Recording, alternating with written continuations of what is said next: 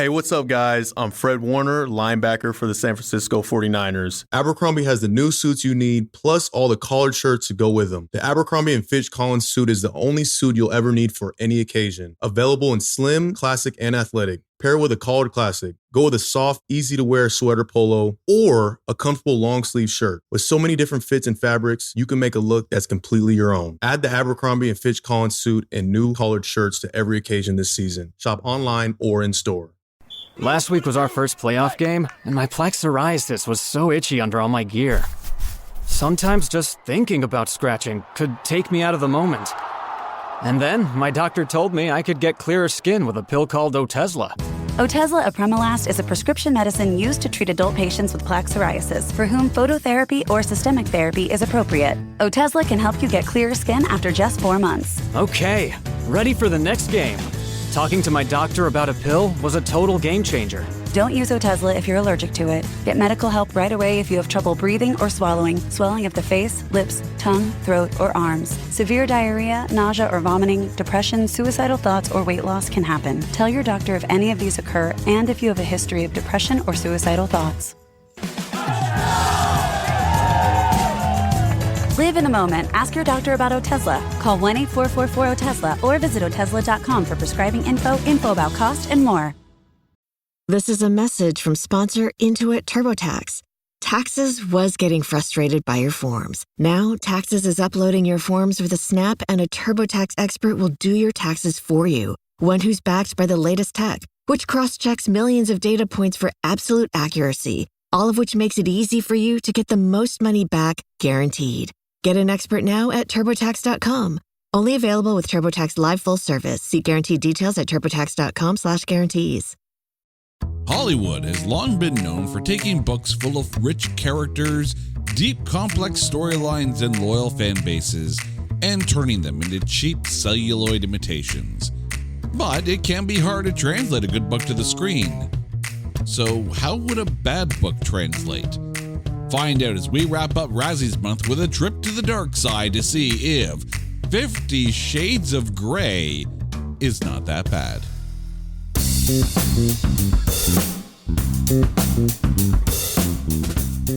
Welcome one and all to It's Not That Bad, the podcast that looks for A grades and B movies, and a proud member of the Pantheon Podcast Network. Hello to all of our listeners in Hockley, England, and around the world. How you guys doing? All right. Razzies Month has come to a close, and what better way or worse way to round out our celebration of craptitude than by taking a look at a film that redefined every trip to the hardware store. I'm talking about 50 Shades of Grey. And here to join me, someone who turned about 50 Shades of Red during the watching of this movie, my lovely wife, Carrie. Carrie, how are you doing? I am good. I was wondering how you were going to introduce me. Fair, though? Fair and accurate? Now, is that red with anger or embarrassment or just like... There's a grading system? Well, there's different shades. Right. There's flush red, and then there's angry red, and then there's holy crap, this is so bad and I'm trying to contain my laughter red. I'm pretty sure at one point I was starting to turn gray, and that was like, okay, this is a sign of like, I'm dying here. Can we just wrap it up? You know what would be classic if you actually went to like a Home Depot or a hardware store or something like that where they mix the paint for you, and you created a shade series of red, and it's basically like the various phases of anger you go through watching these movies. I am curious, though, if there are indeed 50 shades of gray. I don't want to do math, but then there are like over 17 million colors or something like that when it comes to television. So why not? I'm sure there are probably more than 50 shades of gray, all of them drab and dull, much like this film. But we're about to go down a road that we haven't gone down on this podcast yet. And that is... You make it sound sexy. No. I'd be like, we're about to go down on this road. A road we haven't gone down before. A dark, steamy road. An erotic road. A rocky road. Now I want ice cream. Whew. Yeah. So yeah, we are tackling our first erotic drama on this show. It took us over 170 episodes to get here, but here we are, and we're doing it with a bang. Take that however you want. But before we do, Now, is that a bang or a smack or a slap? whatever you want. I will submit to your choice of Or tape or rope. all right, but Was it the serial killer? Serial killer like kit? all right. But before we devolve any further here, because you know it's going to happen, it is time to take 50 Shades of Grey and trailerize it. Handcuffs, rope, zip ties, blindfolds. These are the things needed to get through a viewing of what should have been called the Red Flag Diaries.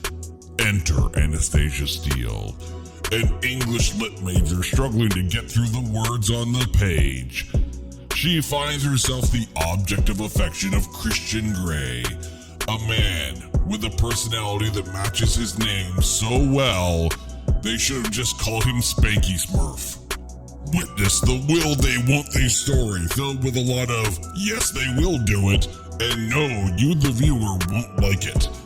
It's an erotic, romantic drama that's really not that dramatic, definitely not romantic, and erotic in a way that can best be described as Hallmark for pervs. Dakota Johnson and Jamie Dornan star in 50 Shades of Grey. Rated R for red. Red, I've reached my limit. Oh dear God, red. I have tears. For our dear listeners who don't know the process of recording this show, you know, I'll say I want to trailerize it, then I mess up my voice, and then I do the read, and then we come back with a little chuckle. It took a couple times to get through that one because Carrie couldn't stop laughing. I don't know whether it was the Spanky Smurf or Hallmark for pervs that got her the worst, but here we are.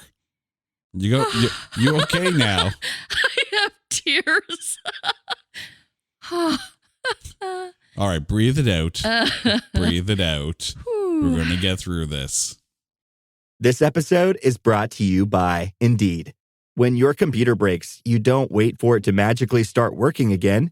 You fix the problem. So why wait to hire the people your company desperately needs? Use Indeed sponsored jobs to hire top talent fast. And even better, you only pay for results. There's no need to wait. Speed up your hiring with a $75 sponsored job credit at Indeed.com/podcast. Terms and conditions apply. I can say to my new Samsung Galaxy S25 Ultra, hey, find a keto-friendly restaurant nearby and text it to Beth and Steve. And it does, without me lifting a finger. So I can get in more squats anywhere I can. 1, 2, 3. Will that be cash or credit? Credit. 4. Galaxy S25 Ultra, the AI companion that does the heavy lifting so you can do you. Get yours at Samsung.com. Compatible with select apps. Requires Google Gemini account. Results may vary based on input. Check responses for accuracy. This episode is brought to you by Walmart. New beauty is in bloom at Walmart, and it's all about springtime radiance. From Drybar, Tula Skincare, and hundreds more available online, Walmart has the premium brands you want and this season's on-trend products for flawless, glossy hair and hydrated skin. Big name beauty brands? Check. The things you love? Check. Find trending spring beauty and all you need to look and feel gorgeous at Walmart, on app and online. But first, let's get into who is in this movie. The movie stars Dakota Johnson, Jamie Dornan, Eloise Mumford, Marcia Gay Harden, Jennifer L., Max Martini, Luke Grimes, and Rita Ora. However, there is quite the almost starring for this film. Now, keep in mind that this book raised a lot of eyebrows when it first came out. The book itself, written by E.L. James, was developed basically from a Twilight fan fiction series called Master of the Universe, and then it became like one of those like surprise hits that just intrigued and titillated everybody. So here we are, you have this book that everyone was reading for whatever reason. Also, can you imagine bringing this book to a book club? like, dear ladies, the book for the week is 50 Shades of Grey. Okay, get the Metamucil. You're going to need it. So when it came to casting this film, of course, like there was a large casting pool to choose from. So in the role of Christian Grey, originally it was Charlie Hunnam who was cast, but he had to step away from doing this. Oh, that would have been good, right? That would have been good. But consider this list of people who were under consideration or who auditioned for the role. Christian Cook, Dominic Cooper, Stephen Amell, Alexander Skarsgård, Francois Arnault, Billy Magnuson, Scott Eastwood, Matthias Schoenaerts, David Gandy, Garrett Hedlund, James Franco, Adam Levine, Daniel McPherson, Ryan Peavy, and Luke Bracey. And as I'm going through that list, like Alex Skarsgård would have been so good. I'm thinking Adam Levine would have been good too. Adam Levine would have been good, but I think the thing is, if you put him in there, people are going to be like, oh, you're from Maroon 5. Oh. Well, Charlie Hunnam would have been fantastic. Charlie Hunnam would. Now, apparently, there's two different stories on IMDb as to why he stepped away. The first one is that he had contractual obligations. He had to negotiate something else. But the other one was that he stepped away because there was going to be a lot of pressure on this role because everyone freaking loved this book. So I guess he had one of those, like, I can't do this. I don't know if I can do it justice kind of moments. I wonder too how much of it is like your actual moral code. And I'm literally hearing Tim Roth in my head when he's talking about a moral code, right? Also, Tim Roth's not playing from Christian Mr. Grey. Oh, you know what though? Who was, and I know he has played Superman in Smallville. He was in Lucifer. Tom Welling. Yeah. The thing is, though, Tom Welling, you know what? You're probably right. He probably could do it, but I don't know if he'd want to. Ooh, I wonder if Tom Ellis would consider. Because you know what? That is what the character of Christian Grey needed. He needed to be handsome. I don't think that Jamie Dornan. There was nothing intriguing about him. In the role of Anastasia Steele, under consideration or had auditioned for the role. This list is insane. Shailene Woodley, Elizabeth Olsen, Imogen Poots, Alicia Vikander, Danielle Pennebaker, Lucy Hale, Emilia Clarke, and Felicity Jones. There are some fantastic actresses in that list. But, and I have to say this, if you're looking for a certain type of personality, from that list, the name that pops out to me the most is Danielle Pennebaker. She, of course, played Caitlin Snow on the Flash TV series and is fantastic, and I can easily picture her doing a much better job in that role. But then again, there's got to be some kind of trepidation, right, as to taking on this role, because you know what you're signing up for. It's not like this is like one of those scripts that came out of the blue and they're like, oh, well, this has some stuff in it. People read the book. They knew exactly what they were signing up for. Like, apparently Emilia Clarke was like, yeah, I don't want to do that. I don't want to be known as just the girl who gets naked on camera. Because, of course, she appeared nude in the first season of Game of Thrones. I was just going to say, I can't imagine any Olsen being attached to this project. To this project, no, but Elizabeth Olsen has actually appeared nude in movies in the past, but I just don't see this role for her. Yeah, not like this. No, definitely not like this. The movie was directed by Sam Taylor Johnson. Apparently, it was almost directed by Angelina Jolie. They actually offered her the chance to direct, but she turned it down. Other directors under consideration were Joe Wright, Patty Jenkins, Bill Condon, Bennett Miller, and Steven Soderbergh. Steven Soderbergh would have been good, but I don't know if he would have wanted to take on this role as director. The film had a budget of only $40 million. Domestically, it made $166 million. Worldwide, made $569 million. That's a lot of pervs out there. I'm just saying. When it debuted on the February 13th President's Day long weekend, debuted at number 1 with $93 million. Second place was the debut of Kingsman: The Secret Service, which debuted at $41.7 million.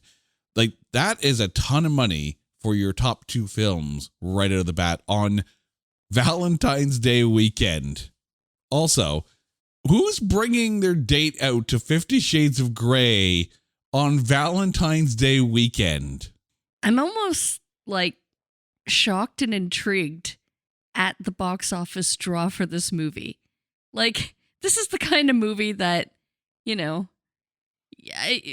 do you really want to go see in the theater? Like, I don't know. It doesn't seem like a popcorn type movie. Like, consider if you will, 2024, Dakota Johnson stars in Madam Web, which is released on Valentine's Day weekend. Back in 2015, Dakota Johnson is in 50 Shades of Grey, which debuts on Valentine's Day weekend. Dakota Johnson apparently is not the girl you want to spend 2 hours in the theater with on Valentine's Day weekend. There are some accolades for this film, of course, both good and bad. At the 2016 Academy Awards, Earned It by The Weeknd was nominated for Best Original Song, lost to Writings on the Wall by Sam Smith from the movie Spectre. It's a James Bond film. A James Bond film is always going to win Original Song of the Year. At the 2016 Critics' Choice Awards, Love Me Like You Do by Ellie Goulding was nominated for Best Song, lost to See You Again from Furious 7. At the 2016 Golden Globes, Love Me Like You Do was nominated for Best Original Song, lost to Writings on the Wall from Spectre. At the 2016 Satellite Awards, Love Me Like You Do was nominated for Best Original Song, lost to Till It Happens to You by Lady Gaga from the Hunting Ground movie. At the 2016 Grammys, Love Me Like You Do and Earned It both were nominated for Best Song Written for Visual Media, lost to the song Glory by Common and John Legend from the movie Selma.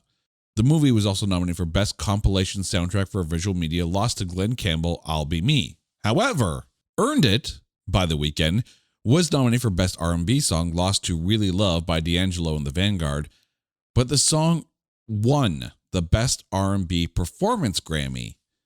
At the 2016 MTV Movie Awards, Dakota Johnson was nominated for Breakthrough Performance, but lost to Daisy Ridley in Star Wars The Force Awakens. You damn right, Daisy Ridley. There you go. And Dakota Johnson and Jamie Dornan were nominated for Best Kiss, but lost to Rebel Wilson and Adam Devine in Pitch Perfect 2. At the 2016 People's Choice Awards, the movie was nominated for Favorite Dramatic Movie, lost to The Martian. At the 2015 Teen Choice Awards, Love Me Like You Do was nominated for Choice Song from a Movie or TV Show, lost to See You Again from Furious 7. At the 2016 Seattle Film Critics Awards, Earned It was nominated for Best Original Song, lost to Grip by Tessa Thompson from the movie Creed. At the 2016 Black Reel Awards, Earned It was nominated for Outstanding Original Song, lost to See You Again from Furious 7. At the 2016 Dorian Awards, it was nominated for Campy Flick of the Year, lost to Magic Mike XXL. And at the 2016 Houston Film Critics Society Awards, Love Me Like You Do was nominated for Best Original Song, but lost to One Kind of Love from Love and Mercy. However, there are some bad accolades as well. I had to pump the tires a little bit. You know, I had to lift it up. You got to build it up before we tear it down. At the 2016 Rusty Bagel Awards, it won for Worst Foreign Film. Sam Taylor Johnson was nominated for Worst Foreign Director, lost to Josh Trank for Fantastic Four, or if you're reading it phonetically from the title animation, Fant4stick. The movie won for Worst Foreign Screenplay. Jamie Dornan was nominated for Worst Foreign Actor, lost to Jai Courtney for Terminator Genesis. Dakota Johnson won for Worst Foreign Actress. Johnson and Dornan won for Worst Screen Couple, and the movie won for Worst Acting Ensemble.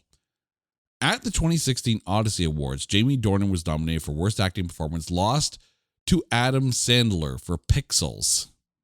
At the 2016 Yoga Awards, the movie won for Worst Foreign Film.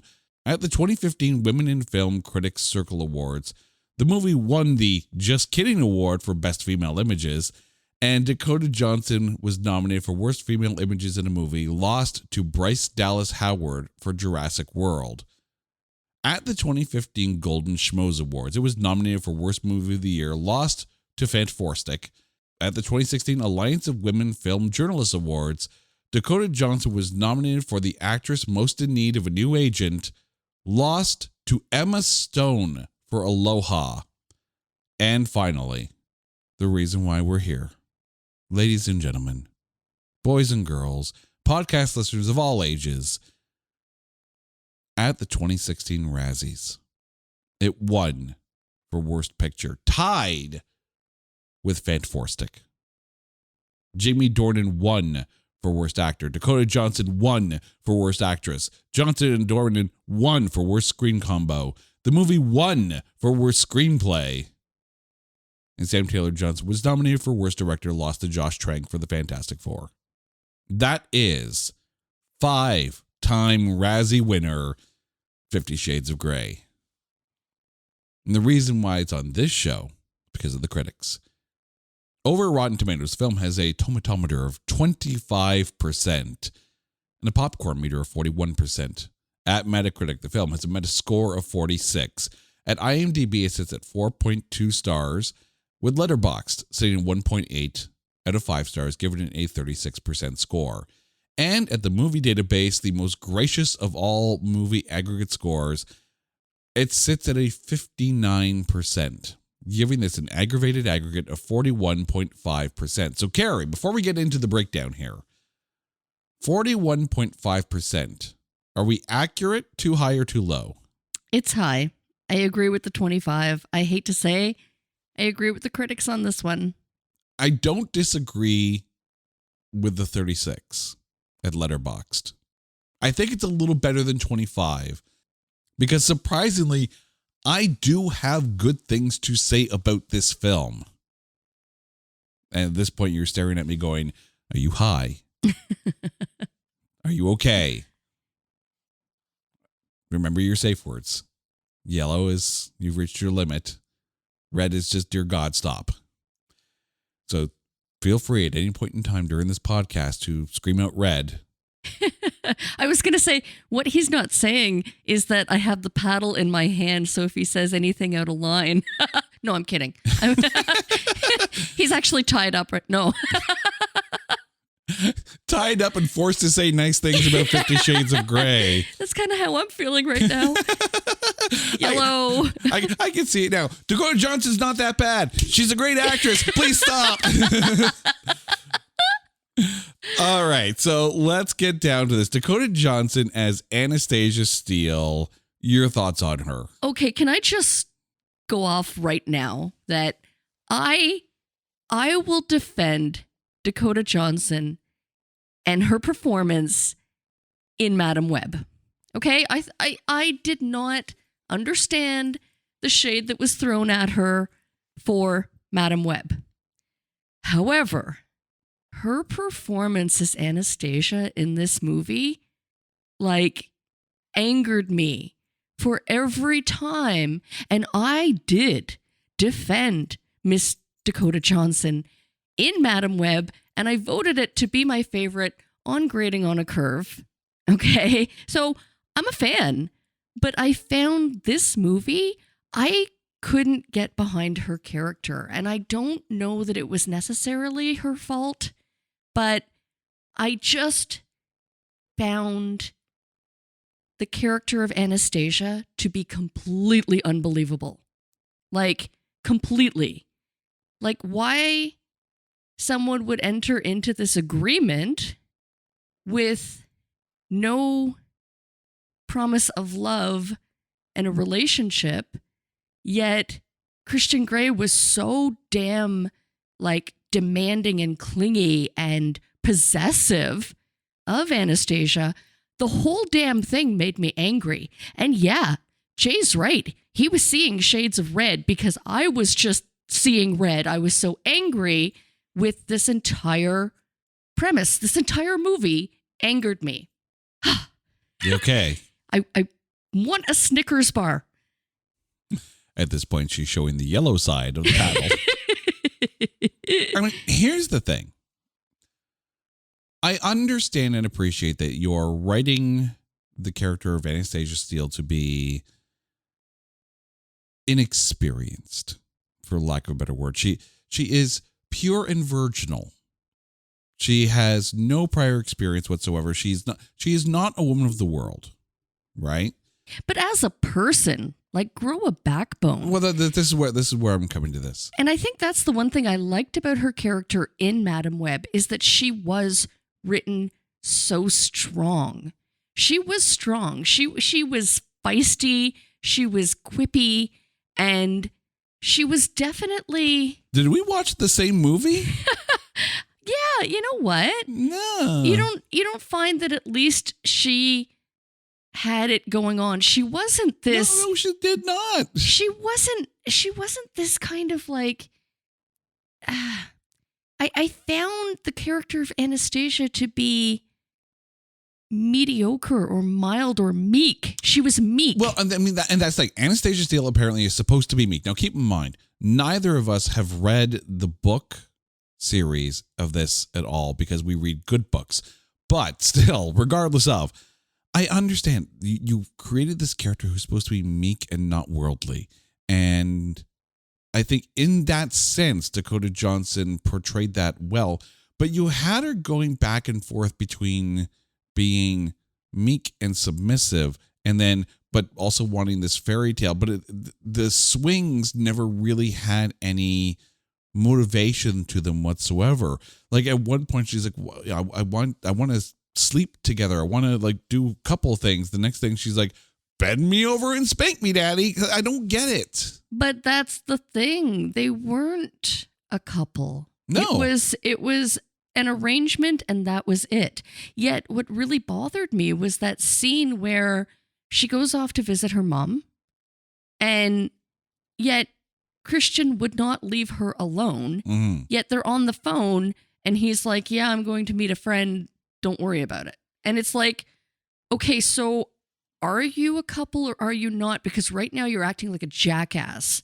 Like, I'm sorry, but that whole like, I might be seeing someone else tonight, but then he shows up at her mom's and brings her away while she's out on vacation.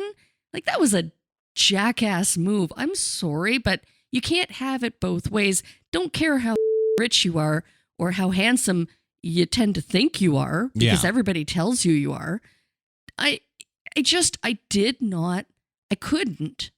get behind the agreement and the why. Like, what was in it for her was, aside from the car and stuff, which she would say, "No, I don't want these original first edition books are too much of a gift." But like, was it money? Was it the sex? There was no relationship yet again. He was possessive and would show up and demand her time and attention. Like, you can't has it both ways. Pick a way. Yeah. And that's like motivationally, some of the things that comes out of this character's mouth are just make no sense. Like, all right, go to Christian's place and like, "Are you going to make love to me now?" Like, really? I admit, and please take this fully understanding, I know nothing of the submissive, dominant kind of sex culture. I don't understand it. I don't understand what drives people like that, and I don't judge at all. Like, this is, if that's your thing, go to. Absolutely, just be safe. But in looking at this script, and there are times during the dialogue scenes in this film where I feel sorry for both Jamie Dornan and Dakota Johnson, because some of the lines in this script are just like, wow, this is like ChatGPT sex bot. That's how bad it feels sometimes. So kudos for getting some of these sentences out of your mouth. I just take a look at the character of Anastasia Steele. Take the submissive, indecisive aspect of the character. If you wanted someone to come in and be a pretty, sweet, inexperienced, way in, out of her league with this, whatever kind of man you want to describe him as, then I think Dakota Johnson brought that kind of energy at times. And there were times when I thought, okay, this is getting good. The whole scene where they're negotiating the contract, I thought this scene was great, and I thought she was great in that scene. This was a scene that I'm like, okay, she's kind of playing his game a little bit. She's forcing him to stay in business mode while she's sitting here and, biting her lip, because apparently that's a thing, right? And like, she's teasing the crap out of him and playing his game. I'm like, this is a great scene. I agree. That showed that she had power. Some level of control, yes. Yeah, exactly. And yet there were scenes that completely like threw that out of the equation. It completely ruined where I think they could have gone with the character. There were moments when I enjoyed Dakota Johnson in this, and there were moments where the character started to gain a level of confidence, a level of gamemanship, if you will, as opposed to Christian Grey's dominance. She started to play his game a little bit, and that's when it got good. Jamie Dornan as Christian Grey. I have thoughts. I want to hear yours first. Actually, no. Before you get into your thoughts, I'm gonna ask you a question here. And I don't know if I've ever actually asked you this question before. Ooh. In all the years of us watching movies together, I don't know if I've ever actually asked you this question before. So let me put this out there. Yellow. Is this what women find sexy in films? This kind of character? I can't answer for other women, but not I. Okay. And again, I kind of teased it a little bit when we were talking about the idea of having like a Charlie Hunnam or like even Tom Ellis, a really suave, attractive, powerful leading male. Okay. So I just don't think, I don't think there was anything attractive or endearing about him as an actor. Now, I'm sorry, maybe you are entirely entitled to your opinion. I am not speaking on behalf of all women out there, and I could be wrong, and I could break the internet. And yes, Carrie at It's Not That Bad podcast, you can come at me and tell me how I'm wrong, and I will acknowledge that I could be wrong. I could be. You could be. But you're not, but you could be. Don't think. And again, maybe if he were more attractive, endearing, powerful, handsome, like just incredibly ruggedly handsome, then I could get behind the concept of why a woman, any woman, whether depending on your level of experience sexually or not, why anyone would agree to this. Like, again, if it were an agreement of money, well then at least, not that it makes it any better, because at that point, does that level prostitution? I don't know. But I'm just saying, like, what was in it for her? Because if she wanted him fully as a relationship, and she wasn't getting that because he wouldn't, share a bed with her, and he yet would be possessive and push her friends away and, pull her away from a vacation with her family, like that possessiveness crossed the line for me. And there was something so not sexy about that I was just like, leave, woman. You're attractive. You could do better. Find a relationship and someone who loves you fully and not just in the playroom. Yeah. I mean, I'm glad you brought up the whole Tom Ellis thing, right? Because here's a character who really was suave, but still dominant, right? Not in an S&M kind of way. No, but he could get away with, betting how many women are having women fondle over him and yet still be fully in love with Chloe. Oh, absolutely. And yes, I'm talking about Lucifer. The TV show. But there's the thing, right? The dynamic between Tom Ellis and Lauren German, who played Chloe Decker, like that dynamic played out so well. And in Chloe's case, it wasn't so much the giving in to Lucifer. It's that, he only wanted her if she said yes. Like it was a very different dynamic. But also to that same token, if we go back to Jessica Jones season 1 and David Tennant as Kilgrave and his ability to have people do whatever he wants by just saying it because there's something in his voice that elicits mind control. That seems to be in a bit more of that realm, right? Where it's you have people doing things that maybe are kind of against what they would normally want to do.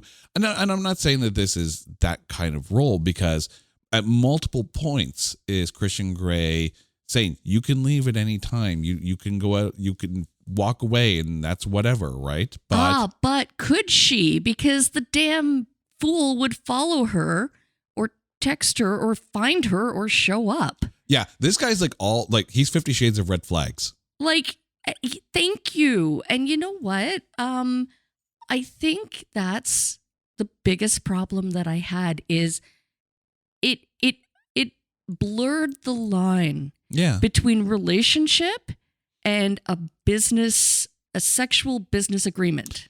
But I mean, here's the interesting thing, right? Clearly he's into her. She's an attractive woman. I get it, right? He's into her. He wants her.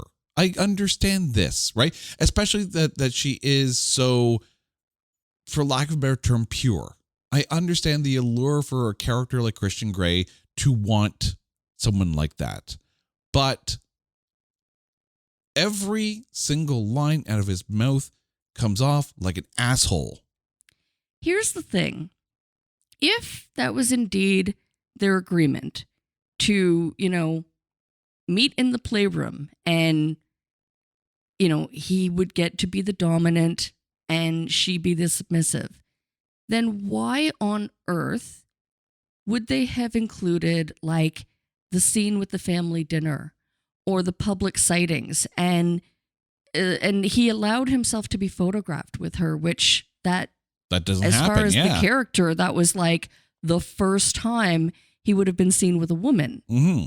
So again, that part didn't make sense to me. Why would he basically allow her to be, arm candy at that point?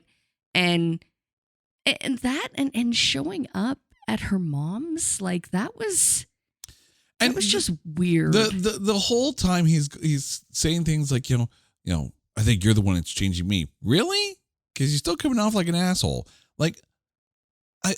I understand that he finds her attractive. He finds her interesting. This probably isn't one of the, easily submissible people that he's been with. And we know there's been 15 of them because, there's contracts and whatnot. And he said so.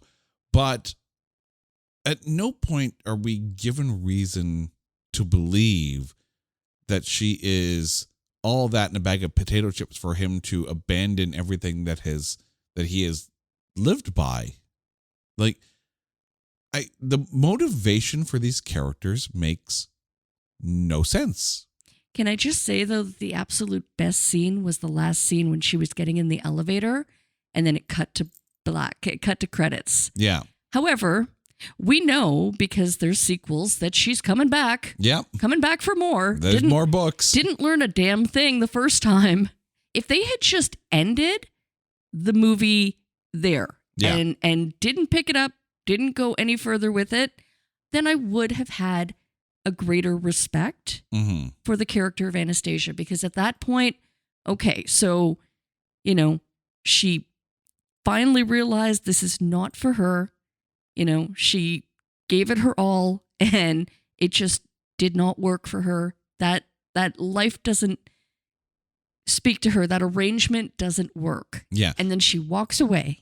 Now, interestingly enough, and this is, of course, according to imdb.com, E.L. James, the author of the book, had like full creative control over how the script was portrayed on screen and whatnot. So the director had to take a lot of direction from the writer in this case. Apparently, there was a suggestion made for that scene. And when I read the suggestion, I'm like, oh my God, that's such a better ending. So again, same thing plays out, and she goes to the elevator, and the way it's written is that he goes like Anastasia, and she goes Christian, and the elevator's closed and roll credits. But in this suggestion, when he calls out her name, she turns around and she says red. And we know that that's the safe word for like stop. Ooh. And I'm like, that is such a better ending because she's using his terminology to draw the line. Right. And at that point, that is closure right there. Yeah, that's the if you only understand your world, but let me tell you in your own language, red. Right? Then the elevator door closed. Like that would have been like, yes, curtain drop, done. Boom. I'm not going to lie, as much as I seem to be dumping on this movie, I am intrigued enough that I want to see where it picks up again. I want to see why the hell she goes back. We have to watch the other two movies? There's two. Yeah. I knew there was one more. Yeah. Well, I mean... Yeah, there's 50 Shades Darker and 50 Shades Freed. So, I mean, if you want to go down that road... I mean, I don't know where further they could have gone with this, but I think they should have left it at that. Left it at the elevator. Oh, great. We're going to have another month. We're going to have to call it like Sextember or something like that. Also, no. Just no. We could add Jade into the mix and... Yeah. Oh, I'm sure there were a number of films. Showgirls. No. That's safe for something special. Oh, yeah. Okay. Yeah, we're going to watch that in the playroom. Eloise Mumford. Yellow. Who stars as Kate, Anastasia's roommate. Your thoughts on her? You know, I thought she was adorable. I kept trying to picture where I've seen her from. What was the connection then? Because they were at the Gray's family dinner. So Kate and Anastasia went to school together.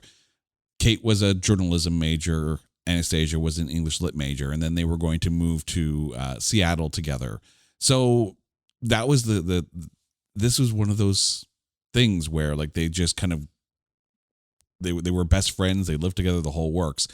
Right. But I'm trying to think back to the initial meeting of Anastasia and Christian where so she mentions the roommate. Yes. So Kate, being the journalism major, was going to interview Christian Grey for a piece in advance of Christian Grey being the guest speaker at their graduation ceremony. Kate was sick.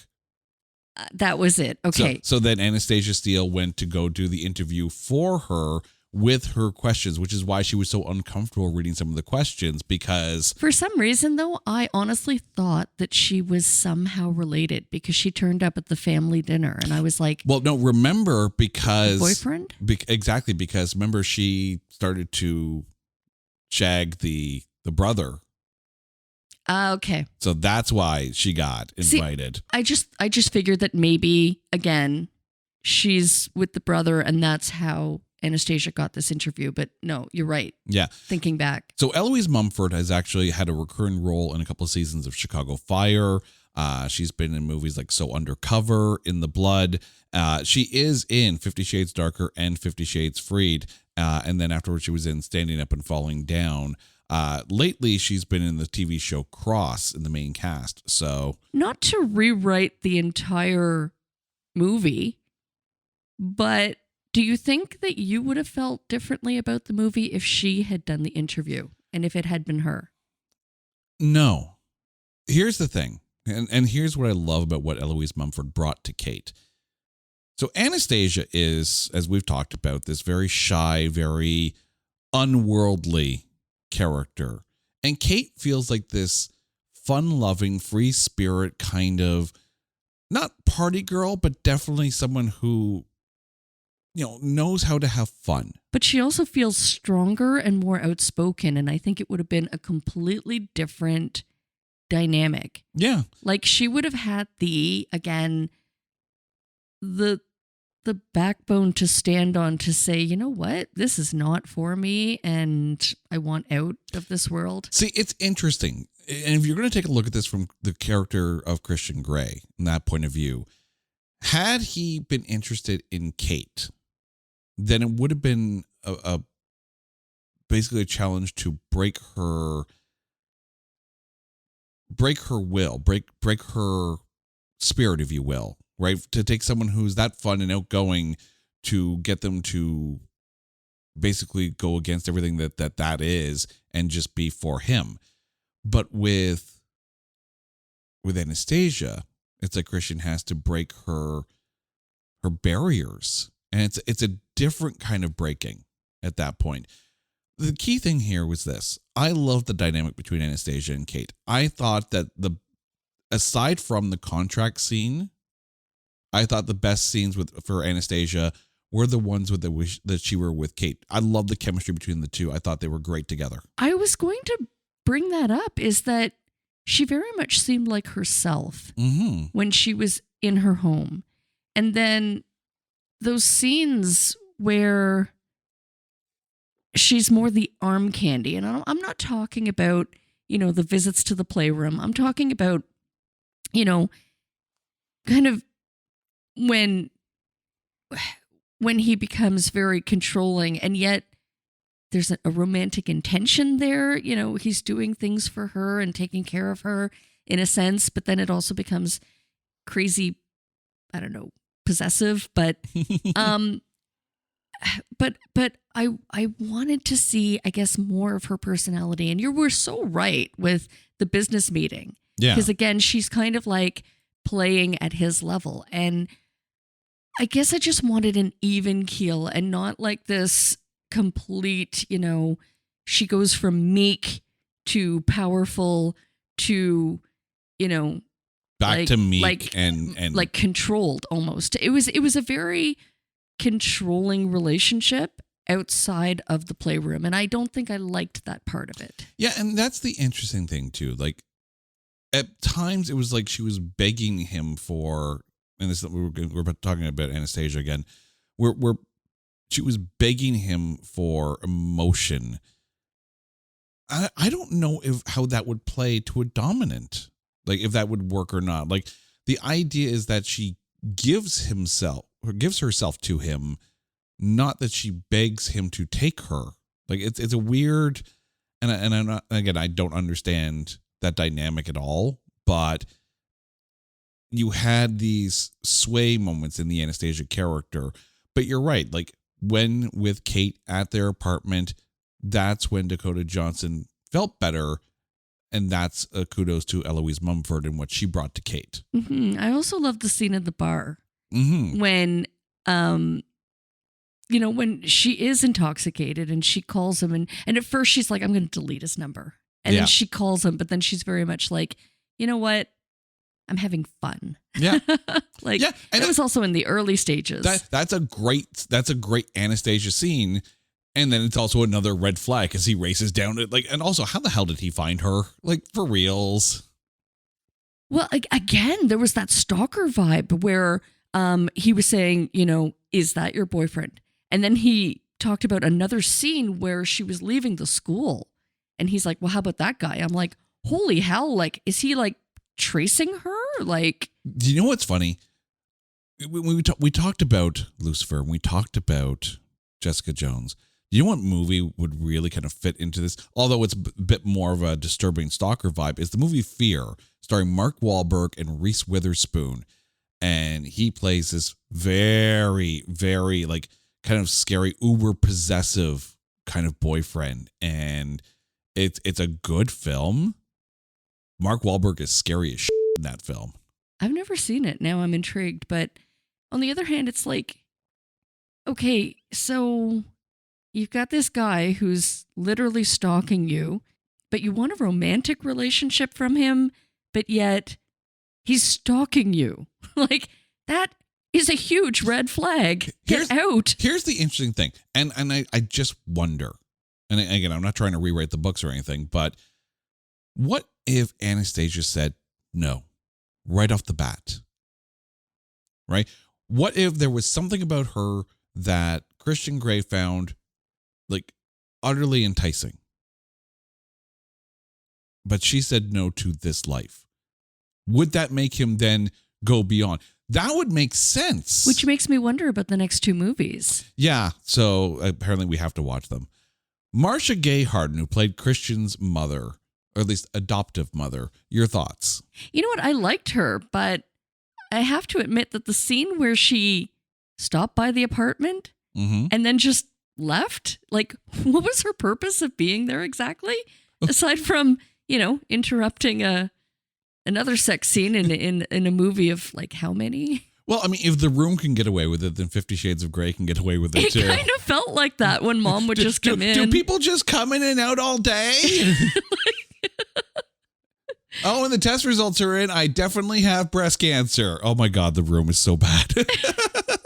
But no, I liked Marcia Gay Harden in this. Oh, I liked her. Don't get me wrong, but I was just kind of I liked her knowingness, at that scene at the family dinner where she winked at Dad, and it was like, oh, okay, so Mom's clearly stepped into the playroom to, clean and walked out quickly. Well, here's the thing, right? Marcia Gay Harden is, her character in this is fascinating because, and we've said it on the show numerous times. We've said it on this episode before. Sometimes you have characters that are there to define the other characters.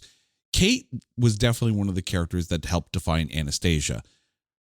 Christian's adoptive mother definitely raises a lot of questions, right? Because let's be honest, Christian's stepbrother is nothing like Christian at all. And we'll get to him in a bit. Christian feels like the outlier of the entire family. But why? I mean, we have an idea, but Christian's mother in this feels like she knows a lot more than she's letting on. Feels like there's this, it's an interesting dynamic. And the problem is I wanted more of it. Like, up until we meet his mother, Christian Grey is just a rich asshole who likes to play Spanky Spank in the Red Room. But then the mother comes in and it's a different dynamic. And she brings a very intriguing and mysterious presence. I wanted more character development. I can't believe I'm saying that in a film that has bondage, blindfolds, and whips and whatever.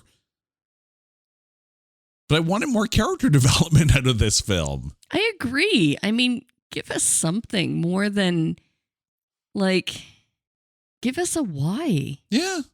Let us understand, why everybody is how they are and their motives for doing the things that they're doing. Yeah. Their why. Give us their why.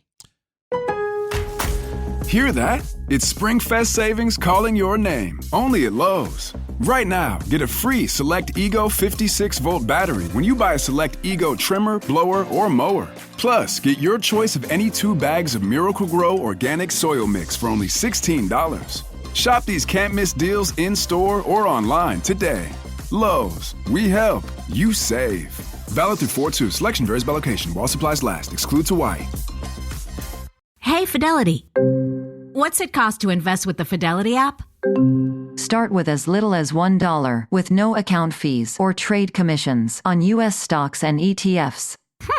That's music to my ears. I can only talk.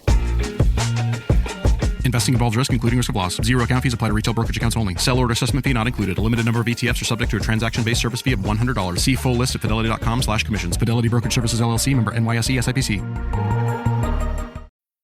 It's always a good time to celebrate your team. With designs for every occasion, Starbucks cards are the perfect thank you for employees and clients alike.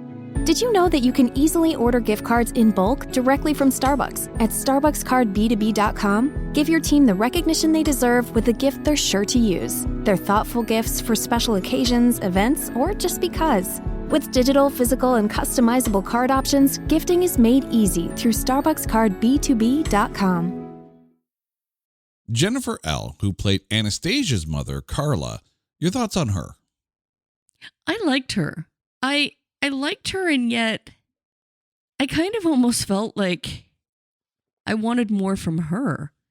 It was kind of, almost like I think I wanted to see her a little bit more protective of her daughter, especially when Christian just shows up. Like, I don't know. She was always kind of like, okay, right? Well, I mean, it's interesting, right? Because Anastasia's family story is basically told like, her dad passed away and she was raised by her stepdad, and her mom's on like her, fourth husband or something like that. Like there's a lot of depth and a lot of questions that are raised about the way Anastasia was raised, and none of that was really explained in the way that would explain why Anastasia is the way she is. Right? Is Anastasia, let's be honest, is she virginal because her mom isn't and definitely is not? Right? Like, I have more questions, and the parents can explain those things by their presence and their backstory, and we don't get that. I mean, I think I wish we would have seen more of Christian's mother than Anastasia's, because I mean, we get a good idea of who Anastasia is thanks to Kate. But yeah, a little bit more character driven backstory, even if it's side character driven. Luke Grimes played Elliot Gray. This is the stepbrother of Christian that ended up hooking it with Kate. Your thoughts on this dude? See, I liked him, but clearly as brothers, they are completely different with different stories, yet they both come from the same wealth, would they not? Or is it that Christian built up that company? Yeah, I have no idea. And I hate to draw another comparison to The Room, but here we are. All of a sudden, like this guy with the floppy hair shows up and starts making out with the roommate, and I'm like, who the is this guy? Well, that's the thing. At first, I'm like, that's his brother? Like that moment when I was like, oh. Yeah. And then I'm like, why? Like, you're right. It was kind of random. On the other hand, it definitely shows an intriguing darkness for Christian, and the reason, like, why did he turn out so and that's the thing, dark? Right? Like, if you're going to introduce a character like this and have them hook up with a character that is so important to Anastasia, well, who the hell is this guy? And like, we only ever see him, like, I think, like, what, one other time after like the hookup scene? Like, that's it. And like, I can't even mention Rita Ora because she ends up in like one scene and she barely talks at all. Like, there's no point. You can't say anything about her because she's barely there. Like, if you're going to introduce these characters, and I recognize that you're playing the long game because you have a trilogy to make. Okay, fine. But give us a reason to want more out of these characters. Marcia Gay Harden did that as Christian Grey's mother. That's about it. Except for Max Martini, who played Jason Taylor. This is Christian's driver and bodyguard. Your thoughts on him? Well, just very knowing. I wonder if he was the stalker that followed her around.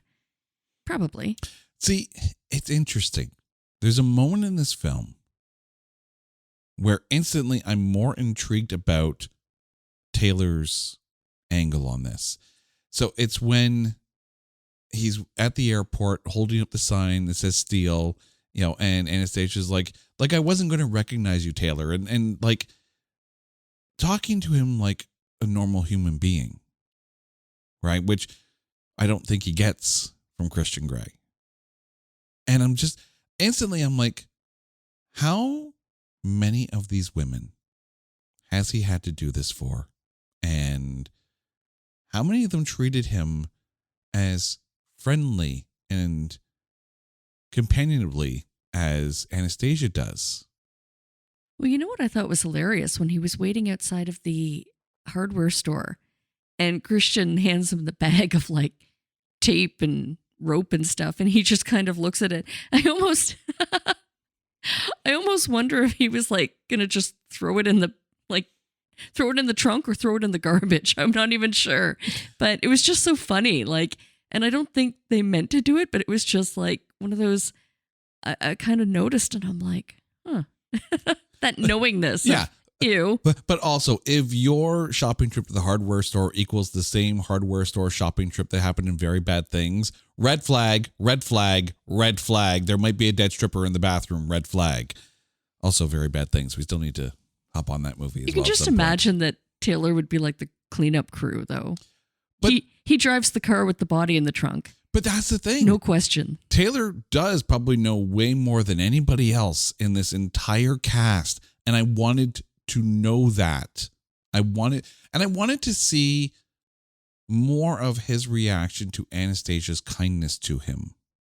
Like, because that's the thing. How many of these 15 women in the past were just there for like the money and the lifestyle, and they just see the helicopters and the sports cars and like, ooh, I want some of that. And then they get into the red rooms like, I don't want none of that. Like, here's a girl who, yeah, okay, laptop, whatever, right? The first edition books, okay, elaborate, but car. Like, he sold her car. Because Christian Grey told him to. But the other thing, though, is that I wanted to see his response. This is a big thing. I wanted to see his response when he had to give the money to Anastasia based on what he got for the car. He's an interesting character that I wanted to see more out of, because that would have helped define Christian. Probably more so than the mother. But maybe we'll get more of that in the sequels. We've ripped on the script enough, but there are a couple things here that I think they actually did really, really well. First of all, let's talk about the directing. This is not an easy movie to film. There's a lot of, I don't want to say taboo scenes in here, but there's a lot of scenes that go beyond your typical, kissing and, love making, and then, roll focus and then, dissolve to the next day. And they're, no. This had some scenes that hadn't necessarily been made for a movie that was, meant to be as wide release and wide appeal as it was. I have to give Sam Taylor Johnson credit for some of the cinematography in this and how things were actually plotted out and shot. Because at no point did I think this film was egregiously salacious, if that makes sense. I agree. And I appreciate that it didn't feel smutty. Yeah. There was definitely some subject matter that was hard to watch, like that final scene where she just had enough, and yet she just kept, I don't know, like what was her hope that would turn it around? Yeah. I mean, it's interesting. Like, when you have these moments where Anastasia is allowing herself to be, handcuffed and strapped to things and whatnot, the shooting of it, like the camera work, the direction of it, it was done very much in a, let's focus on the reaction as opposed to, the reaction in the face as opposed to the reaction down below, if you know what I'm talking about. Like, it was tastefully shot. And then there's the production design. Like, the entire loft apartment, the contract signing scene. Oh, the background was absolutely beautiful. Yeah. Through the huge windowed wall. Yeah.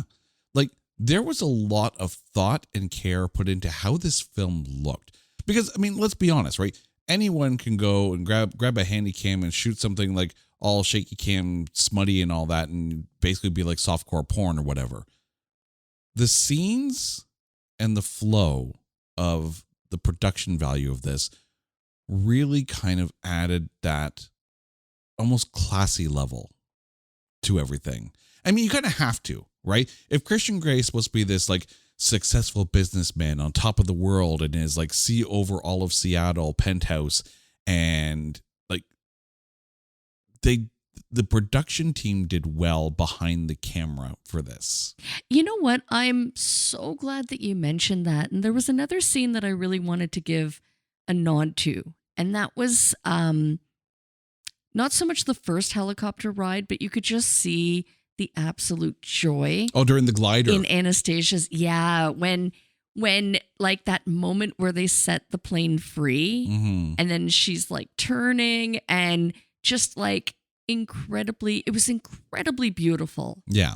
As a scene and as a moment, it was incredibly beautiful, and I could see how that might have been endearing, that this is the lifestyle that she wanted. Yeah. Right? Like that could, it does give a certain justification to her choices. But on the other hand, you know, I feel like be all or nothing and the whole concept, maybe I don't understand because I have such a wonderful, loving husband.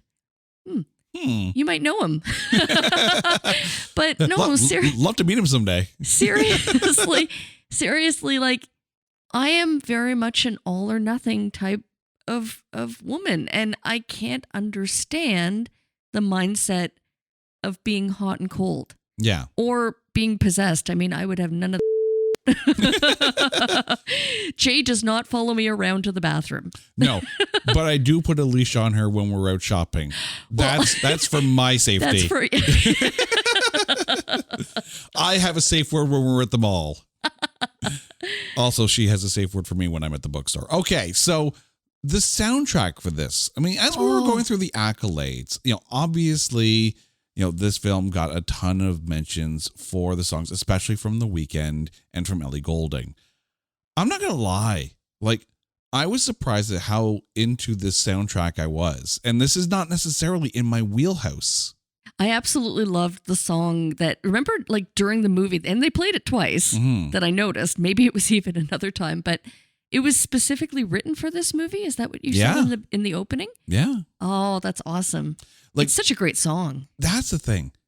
This movie set the tone with the soundtrack. Like, clearly they had songs written for this that were the exact mood that you wanted. This wasn't just like, let's find the sexy songs of the 70s and pop it in there and get our boom chicka want on. No, you set a mood for this. And this soundtrack is so much better than the movie. And like I said, I'm not an R&B guy. I'm not. But the soundtrack sold it. Absolutely. And, you know, it wouldn't be the first bad film, I say that with quotation marks, to have a ridiculously good soundtrack. So kudos to them. But now we get to the end. You've survived our discussion. 50 Shades of Grey. But one more command I give you. Right. Tell me your MVP of 50 Shades of Grey. Does that work? Red. No, you know what? I am going to